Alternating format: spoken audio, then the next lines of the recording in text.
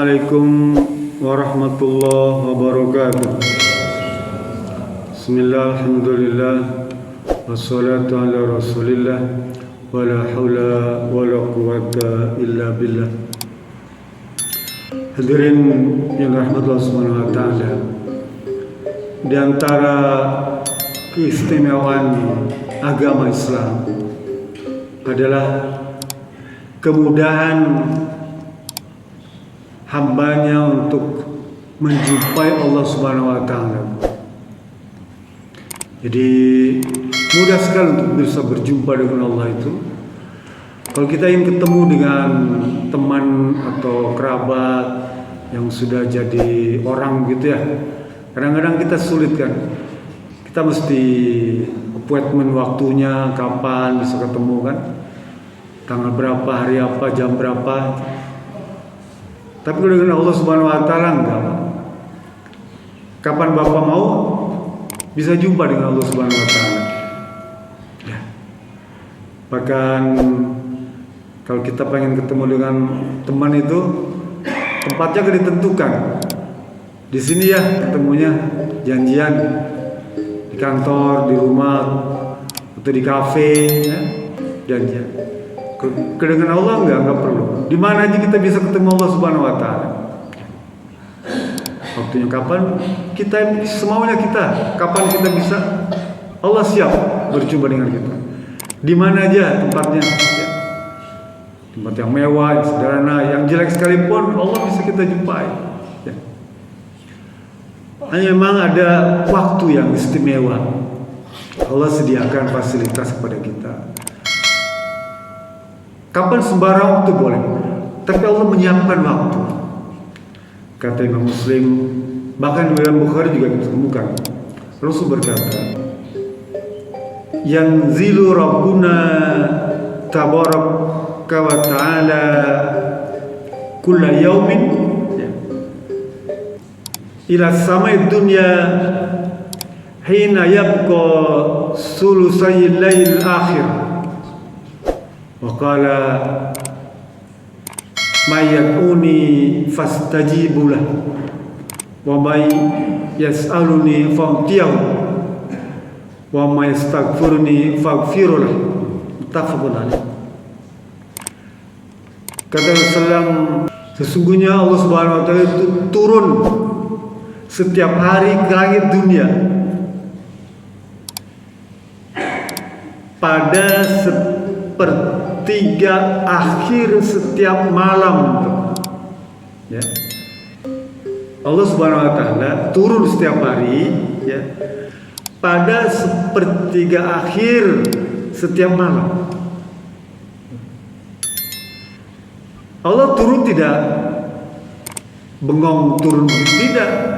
Bahkan Allah berkata, menawarkan diri tuh, mencari siapa di antara Allah, ya. Allah bilang gini, mayyad'uni fastajibalah. Siapa yang berdoa kepadaku pada sepertiga malam terakhir itu, akan aku kabulkan. Doanya itu dikabulkan. Ya. Wa may yas'aluni fa'tiyahu. Kalau ada hambaku itu meminta sesuatu pada sepertiga malam terakhir itu, akan aku penuhi.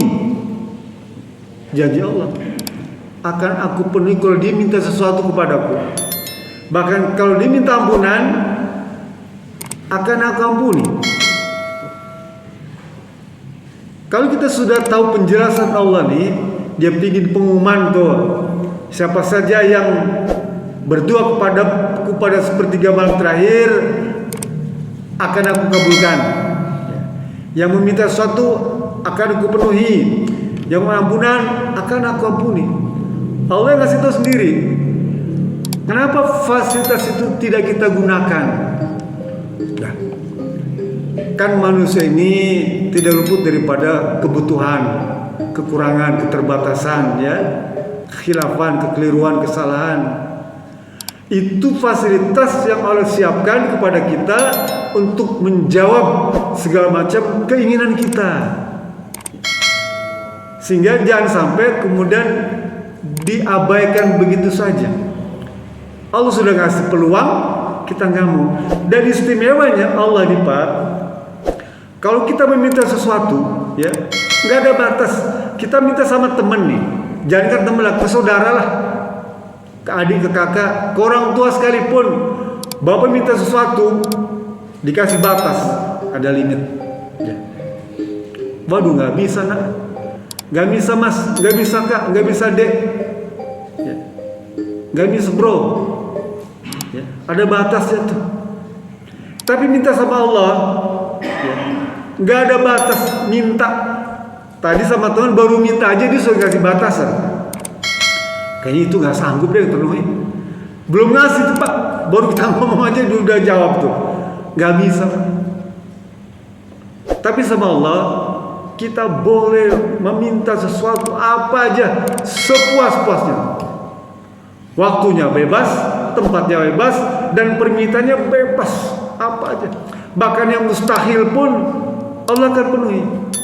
Coba Nabi Zakaria, permintaannya mustahil tuh. Nanti baca surat Maryam, panjang tuh kisahnya tuh.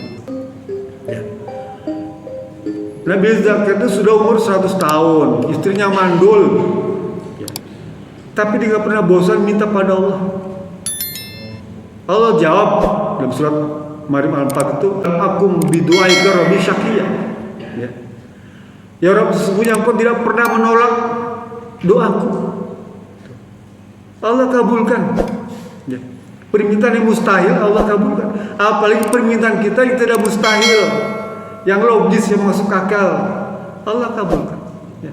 Minta sungguh-sungguh pada waktu-waktu yang sudah disiapkan oleh Allah itu. Bahkan semakin banyak permintaan kita, Allah semakin senang. Karena apa? Karena kita semakin bergantung pada Allah. Banyak benar permintaan kamu, ya Allah suka. Artinya apa? Kita hamba yang lemah, sangat ketergantungan pada Allah Subhanahu wa taala. Allah Somad. Kita sangat bergantung pada Allah. Semakin banyak permintaan, Allah sangat senang. Kalau kita sama saudara kita, ya, kita kadang suka menangis, ya. Pengen dipenuhi itu, ya, menangis pada saudara, pada orang tua, adik, kakak, ya, emang, bibi, tante tuh minta. Sama teman lama, alumni misalnya minta. Sampai menangis kita merengek tuh untuk menunjukkan kita lemah. Kita tidak mampu menangis sama teman atau apa bersedih, tampak bersedih, ya. Kita nggak berani tuh kadang-kadang mau menangis gitu tuh, malu, ya, nggak berani, malu. Tapi dengan Allah menangis sejadi-jadinya Allah suka. Kata Rasul hadis Abu Dzar itu, Rasul bilang gini, di antara 7 golongan, ya, yang akan Allah lindungi pada hari tidak ada perlindungan kecuali lindungan dari Allah, salah satunya apa? Rajulun dzakarallah khalian fafadat ainahu. Seorang laki-laki, ya, yang berkhalwat. Khalwat itu artinya munajat, berbisik dengan Allah, berdua-dua dengan Allah. Khalian fafadat ainahu, sampai mengucurkan air mata tuh. Orang istimewa, orang yang berdua-dua dengan Allah, berkhalwat itu pada sepertiga malam terakhir itu, sampai meneteskan air mata. Itu air mata yang satu tetes itu bisa memadamkan api neraka yang besar. Coba, air mata yang menetes itu Pak, satu tetes itu memadamkan neraka, api neraka yang besar. Kalau kita tulus berdoanya itu, ya, sampai boleh dibilang pura-pura nangis pun gak apa-apa, nangis. Allah suka. Kalau dengan saudara kan menangis, kamu cengeng ah, ya. Segitu menangis. Tapi dengan Allah enggak, Pak. Kita minta tolong sama teman, sering minta maaf. Aduh, maaf ya, saya kebanyakan mintanya, minta lagi, mohon maaf ya, minta lagi. Kita kadang-kadang nggak enak, kan, malu. Dengan Allah nggak perlu minta maaf, udah minta aja setakar gebek, minta lagi, besok minta lagi, ulang-ulang boleh, nggak apa-apa. Belum dikabulkan, minta lagi. Sampai bosan mungkin kalau kepada orang, tapi dengan Allah nggak perlu bosan, Pak. Itu yang dimaksudkan apa? Sepertiga malam teristimewa, Pak. Apakah hanya minta? Tidak. Boleh sekaligus kita sholat malam tuh. Wa minal laili fatahajjab bihi nafilatan laka asa ayat asa qarbuka maqama mahmuda. Surat Al-Isra ayat 76 tuh ya. Baca dulu. So. Orang yang bangun malam tuh sholat malam tuh ya, Allah akan dudukan tempatnya tuh. Dia punya makom tersendiri, Pak. Punya wibawa tersendiri, punya penghormatan tersendiri. Orang yang biasa bangun malam, dia punya kedudukan makom. Ya. Nggak usah bayar orang bikin buzzer, naikin derajat kita, nggak usah. Nggak usah cerita sih punya kedudukan tinggi, punya jabatan, nggak usah. Dia akan naik dengan sendirinya.